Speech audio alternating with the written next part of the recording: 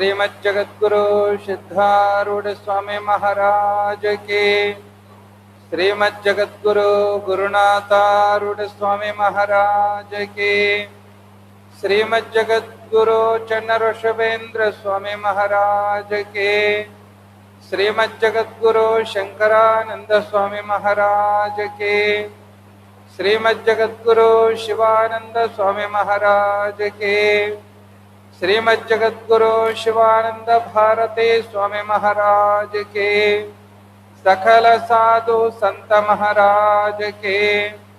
जय मंगलम जय नमः पार्वती शिव हर हर महादेव। श्री गुरु शंभु लिंगद पाद पंकज वीगन्न मतिगे मंगलवनो।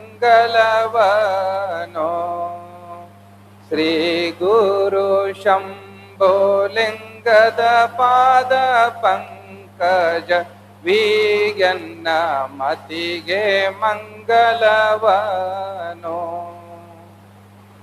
ಪ್ರಾರಂಭದಲ್ಲಿ ಪ್ರಾತಸ್ಮರಣೀಯ ಪರಮ ಪೂಜ್ಯನೀಯ ಶ್ರೀ ಗುರುದೇವರನ್ನ, ಕಾರ್ಯಕ್ರಮಕ್ಕೆ ಕಾರಣೀಭೂತರು, ಶಾಪಾನುಗ್ರಹ ಸಿದ್ಧಹಸ್ತರು, ಲೀಲಾ ಪುರುಷರು ಆಗಿರುವ ಶ್ರೋತ್ರಿಯ ಬ್ರಹ್ಮನಿಷ್ಠರು, ಪರಮ ಪೂಜ್ಯನೀಯ ಪ್ರಾತಸ್ಮರಣೀಯರಾದ ಶ್ರೀಮಜ್ಜಗದ್ಗುರು ಚನ್ನಋಷಭೇಂದ್ರ ದೇವರಕೊಂಡ ಅಜ್ಜನವರಲ್ಲಿ ಅನಂತ ಕೋಟಿ ಭಕ್ತಿಪೂರ್ವಕ ಪ್ರಣಾಮಗಳನ್ನು ಸಲ್ಲಿಸ್ತಾ, ಜಗದ್ಗುರು ಸಿದ್ಧಾರೂಢ ಶಿವಾನಂದ ಗುರುನಾಥಾರೂಢ ಪಂಗಳವರನ್ನ ಎನ್ನ ಋನ್ಮಂದಿರದಲ್ಲಿ ಸ್ಮರಣೆ ಮಾಡಿಕೊಂಡು 42ನೇ ವೇದಾಂತ ಪರಿಷತ್ತಿನ ಪಾವನ ಸನ್ನಿಧಾನವನ್ನು ವಹಿಸಿಕೊಂಡು ನಮ್ಮ ನಿಮ್ಮೆಲ್ಲರಿಗೂ ದರ್ಶನಾಶೀರ್ವಾದವನ್ನು ದಯಪಾಲಿಸಿಕೊಂಡು ಬರ್ತಾ ಇರುವ ಶ್ರೋತ್ರಿಯ ಬ್ರಹ್ಮನಿಷ್ಠರು, ವಿಶ್ವಕುಟುಂಬೆ, ಸಾಧು ಚಕ್ರವರ್ತಿ, ಪಂಚಮಠಾಧೀಶರು ಆಗಿರುವ, ನಡೆದಾಡುವ ಮಾತನಾಡುವ ದೇವರಾಗಿರತಕ್ಕಂತಹ ಪರಮ ಪೂಜ್ಯ ಸದ್ಗುರು ಜಗದ್ಗುರು ಅಪ್ಪಾಜಿಯವರ ಅಡಿದಾವರಗಳಲ್ಲಿ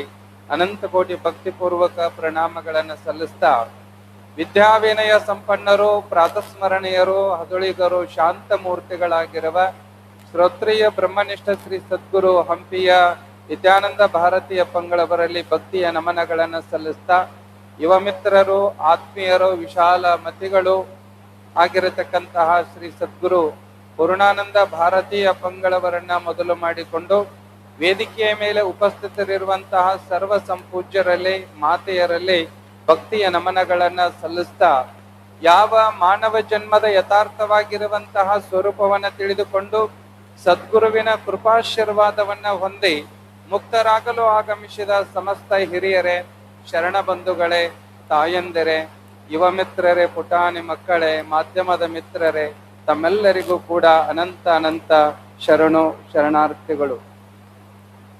ಯಾವ ಆದಿಗುರು ಶಂಕರಾಚಾರ್ಯರಿಂದ ವಿರಚಿಸಲ್ಪಟ್ಟಿರತಕ್ಕಂತಹ ಭಜಗೋವಿಂದಂ ಅನ್ನುವಂತಹ ಒಂದು ಸ್ತೋತ್ರದ ಮಂತ್ರವನ್ನ ಆಧಾರವಾಗಿಟ್ಟುಕೊಂಡು, ಒಂದು ಚರಣವನ್ನ ಆಧಾರವಾಗಿಟ್ಟುಕೊಂಡು ಇಲ್ಲಿಯವರೆಗೂ ಎಲ್ಲ ಪೂಜ್ಯರು ಉಪದೇಶಾಮೃತವನ್ನು ದಯಪಾಲಿಸಿಕೊಂಡು ಬಂದರು. ಶಂಕರರೇ ಹೇಳ್ಕೊಂಡು ಬಂದರು ಪ್ರಾರಂಭದಲ್ಲಿ. ಇನ್ನಿತರ ಭಜನೆಗಳಿಗೂ ಶಂಕರರು ಬರೆದಿರತಕ್ಕಂತಹ ಈ ಭಜ ಗೋವಿಂದಮ್ಮಕ್ಕೂ ಬಹಳ ವ್ಯತ್ಯಾಸದ. ಇನ್ನಿತರ ಭಜನೆಗಳು ಏನಿರ್ತಾವಂದ್ರೆ ರಾಗ, ತಾಳ, ಅದರಲ್ಲಿ ಭಗವಂತನ ವರ್ಣನೆ, ಇನ್ನಿತರ ವಿಷಯಗಳು ಬಂದ್ರೆ ಭಜ ಗೋವಿಂದಮ್ಮದಲ್ಲಿ ಅದು ಎಲ್ಲ ಪ್ರಕರಣ ಗ್ರಂಥಗಳಿಗೆ ಒಂದು ಸೂತ್ರ ರೂಪದಲ್ಲಿ, ಪ್ರಾಥಮಿಕ ಗ್ರಂಥದ ರೂಪದಲ್ಲಿ ಏನ್ ಮಾಡ್ಕೊಂಡು ಬಂದಿದ್ದಾರೆ ಅಂತಂದ್ರ, ಅರ್ಥಪೂರ್ಣವಾಗಿ ಪ್ರತಿಯೊಬ್ಬ ಸಾಧಕನಾದವನು ಇದನ್ನ ಅಧ್ಯಯನ ಮಾಡಬೇಕು. ಕ್ರಮವತ್ತು ಗುರುವಿನ ಹತ್ತಿರ ಇದ್ದುಕೊಂಡು ಗುರುಮುಖೇನ ಈ ಶಾಸ್ತ್ರವನ್ನ, ಈ ಸ್ತೋತ್ರವನ್ನ ಏನ್ ಮಾಡಬೇಕು ಅಂದ್ರೆ ಅಧ್ಯಯನ ಮಾಡಬೇಕು ಅನ್ನುವಂಥದ್ದನ್ನ ತಿಳಿಸ್ಕೊಂಡು ಬರ್ತಾರೆ. ಭಜ ಗೋವಿಂದಂ ಭಜ ಗೋವಿಂದಂ ಗೋವಿಂದಂ ಭಜ ಮೂಢಮತೆ ಸಂಪ್ರಾಪ್ತೆ ಸನ್ನಿಹಿತೆ ಕಾಲೆ ನಹಿ ನಹಿ ರಕ್ಷತಿ ಡುಕ್ರನ್ ಕರಣೆ ನಹಿ ನಹಿ ರಕ್ಷತಿ ಡುಕ್ರನ್ ಕರಣೆ. ನೋಡಪ್ಪ, ಭಜನೆಯನ್ನ ಮಾಡು. ಯಾರ ಭಜನೆಯನ್ನ? ಗೋವಿಂದನ ಭಜನೆಯನ್ನ ಮಾಡು. ಗೋವಿಂದನ ಸ್ವರೂಪಿಯಾಗಿರತಕ್ಕಂತಹ ಸದ್ಗುರುನಾಥನ ಭಜನೆಯನ್ನ ಮಾಡು. ಯಾಕಂತಂದ್ರೆ ಗುರುವಿನ ಅನುಗ್ರಹ ಇದ್ದರ ಮಾತ್ರ, ಈ ಗುರುವಿನ ಪಾದವನ್ನ ಹಿಡಿದುಕೊಂಡು ಭಜಿಸಿದರ ಮಾತ್ರ ಈ ಭವಸಾಗರದಿಂದ, ಸಂಸಾರದ ಚಕ್ರದಿಂದ ನಾವು ಪಾರ ಆಗ್ಲಿಕ್ಕೆ ಸಾಧ್ಯ ಆಗುತ್ತದ, ಇಲ್ಲ ತಂದ್ರೆ ಸಾಧ್ಯ ಇಲ್ಲ ಅನ್ನೋದು ಇವತ್ತಿನ ಅಧಿಕರಣವಾಗಿ ಇಟ್ಟುಕೊಂಡಂತಹ ವಿಷಯ. ಗುರುಚರಣಾಂಬರ ನಿರ್ಭರ ಭಕ್ತ ಸಂಸಾರಾದ್ಭವಿ ನಿರ್ಭಯ ಮುಕ್ತ. ಎಷ್ಟು ಚೆನ್ನಾಗಿ ಹೇಳ್ತಾರಂತಂದ್ರೆ, ಸಂಸಾರದ ಭವಸಾಗರದಿಂದ ನಾವು ಮುಕ್ತರಾಗಬೇಕಾಗಿತ್ತು ಅಂತಂದ್ರ ಗುರುವಿನ ಪಾದವನ್ನ ಬಿಡಬೇಡ, ಗುರುವನ್ನ ಯಾವತ್ತಿಗೂ ಕೂಡ ದೂರ ಇರ್ಲಿಬೇಡ ಅನ್ನುವಂತಹ ಮಾತನ್ನ ಇಲ್ಲಿ ಆದಿಗುರು ಶಂಕರರೇ ಹೇಳ್ತಾರೆ. ಬಂಧುಗಳೇ, ಇವತ್ತು ಗುರುವಿನ ಬಗ್ಗೆ ನಾವು ವರ್ಣನೆ ಮಾಡ್ತಾ ಹೊರಟ್ರೆ, ಗುರು ಉಣ್ಣದೂಟವ ನುಣಿಸಿದನು ಗುರು ತನ್ನ ಶಿಷ್ಯರ ಗುಣವ ನೋಡದೆ. ಎಷ್ಟು ಚೆನ್ನಾಗಿ ಒಂದು ಕಡೆಗೆ ಬಹಳ ಚೆನ್ನಾಗಿ ಶಿವಾಪರಾಧ ಸ್ತೋತ್ರದಲ್ಲಿ ಬರ್ಕೊಂಡು ಬರ್ತಾರೆ.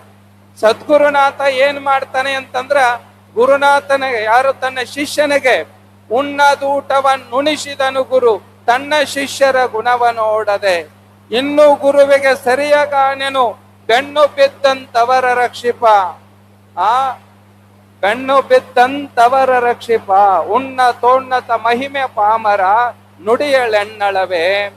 ಗುರುವಿನ ಬಗ್ಗೆ ನಾವು ಎಷ್ಟು ವರ್ಣನೆ ಮಾಡಿದರೂ ಕೂಡ ಅದು ಕಡಿಮೆನೆ. ಯಾಕೆ ಅಂತಂದ್ರ ಗುರುವಿನ ಗರಿಮೆಯನ್ನ, ಗುರುವಿನ ಮಹಿಮೆಯನ್ನ ವರ್ಣನೆ ಮಾಡ್ಲಿಕ್ಕೆ ಸಾಧ್ಯವಿಲ್ಲ. ಸಪ್ತ ಸಮುದ್ರಗಳನ್ನೇ ಮಸಿಯನ್ನಾಗಿ ಮಾಡಿದ್ರು, ಅಖಂಡ ಭೂಮಿಯನ್ನೇ ಪೇಪರ್ ಹಾಳೆಯನ್ನಾಗಿ ಮಾಡಿ ಸ್ವತಃ ಗಣಪತಿ ಶಾರದೆಯರೇ ಕೂತ್ಕೊಂಡು ಬರೆದ್ರು ಗುರುವಿನ ಲೀಲಾ, ಗುರುವಿನ ಮಹಿಮಾ ಅನ್ನತಕ್ಕಂಥದ್ದು ಮುಗಿಯೋದಿಲ್ಲ ಅಂತ ಹೇಳಿಕೊಂಡು ಬರ್ತಾರೆ.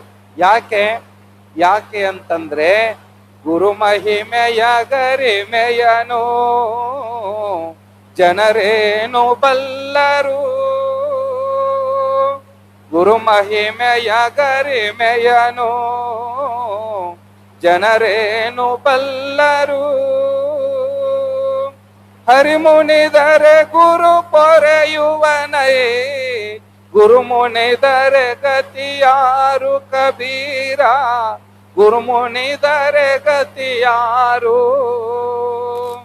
ನೋಡ್ರಿ, ಗುರು ಅಥವಾ ಹರಿ ಇವರ ಇಬ್ಬರ ಮಧ್ಯದಲ್ಲಿ ವ್ಯತ್ಯಾಸ ಏನು ಅಂತಂದ್ರ ಬಹಳ ಚೆನ್ನಾಗಿ ಹೇಳ್ಕೊಂಡು ಬರ್ತಾರ.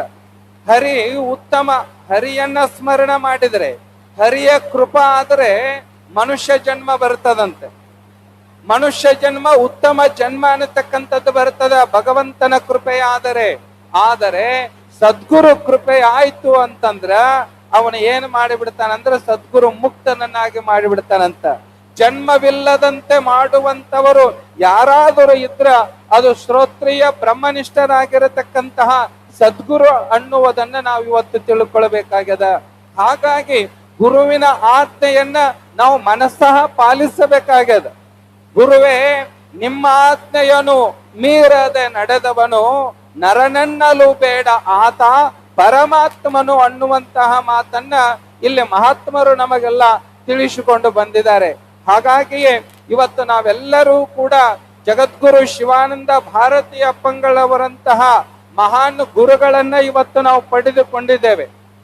ಇವತ್ತು ಗುರು ಇಲ್ಲ ಅಂತಂದ್ರ ಸೂತ್ರವಿಲ್ಲದ ಗಾಳಿಪಟ. ಗುರುವಿಲ್ಲ ನಮ್ಮ ಬದುಕಿನೊಳಗ ಅಂದ್ರ ಸೂತ್ರವಿಲ್ಲದ ಗಾಳಿಪಟ. ಸೂತ್ರ ಇದ್ರನ ಗಾಳಿಪಟ ಮೇಲೆ ಏರ್ತದ, ಸೂತ್ರ ಇಲ್ಲ ಅಂದ್ರೆ ಇಲ್ಲ. ನಾವು ಇನ್ನೊಂದು ಏನ್ ಮಾಡ್ತೇವಂದ್ರ, ಗುರು ಅಂತಂದ್ರೆ ಕೇವಲ ಒಂದು body. Guru is not A body, Guru is A light and wisdom ಅಂತ ಹೇಳ್ಕೊಂಡು ಬರ್ತಾರೆ. ಗುರು ಅಂದ್ರೆ ಬರೀ ಒಂದು ದೇಹ ಅಲ್ಲ. ನಾವು ಬರೀ ಒಂದು ದೇಹದೊಳಗ ನಾವು ಏನ್ ಮಾಡ್ತಾ ಇದ್ದೇವಂದ್ರ ಗುರುವನ್ನ ಕಾಣ್ತಾ ಇದ್ದೇವೆ. ಬಹುಶಃ ಗುರು ಅಂದ್ರ ಪರಬ್ರಹ್ಮ ಸ್ವರೂಪಿ. ಪರಬ್ರಹ್ಮ ಅಂತಂದ್ರೆ ಎಷ್ಟು ದೊಡ್ಡದು, ಅವರಿಗಿಂತಲೂ ದೊಡ್ಡವರು, ದೊಡ್ಡದು ಅನ್ನುವಂತಹ ವಸ್ತು ಅಥವಾ ದೇವತೆ ಈ ಜಗತ್ತಿನೊಳಗ ಇಲ್ಲ. ಅವರೇ ನಿಜವಾಗಿರುವಂತದ್ದು ಗುರುಗಳು. ನಾವು ಹೇಳ್ತೇವೆ ಸ್ತೋತ್ರ ಮಾಡಬೇಕಾದಾಗ, ಅಖಂಡ ಮಂಡಲಾಕಾರಂ ವ್ಯಾಪ್ತಂ ಏನ ಚರಾಚರಂ. ಎಷ್ಟು ಚೆನ್ನಾಗಿ ಹೇಳ್ತೇವೆ, ಅಖಂಡ ಮಂಡಲಾಕಾರಂ. ಇವತ್ತು ಸದ್ಗುರುನಾಥ ಅಖಂಡ ಏನ್ ಮಾಡಿದಾನಂತಂದ್ರೆ ಇಡೀ ಭೂಮಂಡಲ ಅಖಂಡ ಏನು ಏಕಾಕಾರವಾಗಿರುವಂತವರು ಅಂತ ಶ್ರೋತ್ರಿಯ ಬ್ರಹ್ಮನಿಷ್ಠರಾಗಿರತಕ್ಕಂತಹ ಗುರುವನ್ನ ನಾವು ಯಾವಾಗಲೂ ಕೂಡ ಏನ್ ಮಾಡ್ಬೇಕು ಅಂತಂದ್ರ ಸ್ತುತಿ ಮಾಡಬೇಕು, ಸ್ಮರಣೆ ಮಾಡಬೇಕು. ಗುರುಪುತ್ರರಿಗಲ್ಲದೆ ಗುರುವಿನ ಮಹಿಮಾ, ಗುರುವಿನ ಲೀಲಾ ಅದು ಇನ್ನೊಬ್ಬರಿಗೆ ಅರ್ಥ ಆಗೋದಿಲ್ಲ.